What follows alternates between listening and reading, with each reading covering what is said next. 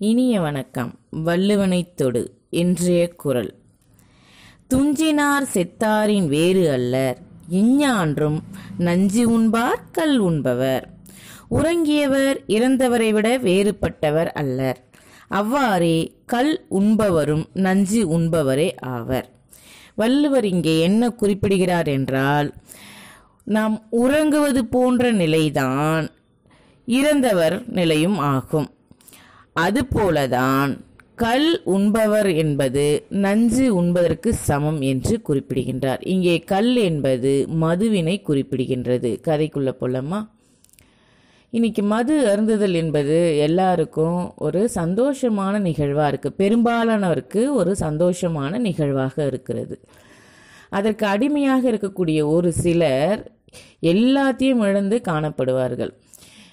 இப்போ ஒரு வீதியில் ஒரு பேருந்து நிலையத்திலலாம் பார்த்தீங்க அப்படின்னா, முக்கிறது தெரியாது, எச்சில் இருக்க இடம் தெரியாது, அடுத்தது அதில் சாக்கடை ஓரமானு தெரியாது, போதை தலைக்கு ஏறி அவங்க அங்கே கவுந்து கிடப்பாங்க. அத்தனை மனிதர்கள் அவர்களை பார்த்து கடந்து போவார்கள். ஒருவர் கூட ஐயோ மனிதன் ஒருவன் விழுந்து கிடக்கிறானே என்று யாரும் அவனுக்கு உதவி செய்ய மாட்டார்கள்.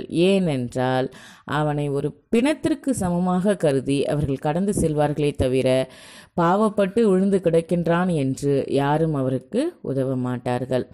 அதுவே நோயிலையோ அல்லது மயக்கம் போட்டு ஒருவர் விழுந்திருந்தாலோ அல்லது அடிபட்டிருந்தாலோ உதவி செய்ய அனைவரும் ஓடி வருவார்கள். ஆனால் மது அருந்துவிட்டு எங்கேனும் விழுந்து கிடப்பவரை கண்டால் ஒருவரும் உதவி செய்ய வரமாட்டார்கள். மது என்பது நஞ்சிற்கு சமமாகும்.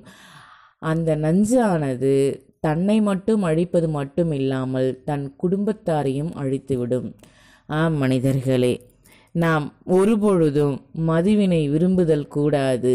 நம் குடும்பத்தார் மதுவிற்கு அடிமையாக இருந்தால் அவர்களை உடனடியாக சரி செய்து மதுவை தொடாதவர்களாக நாம் காப்பாற்ற வேண்டும்.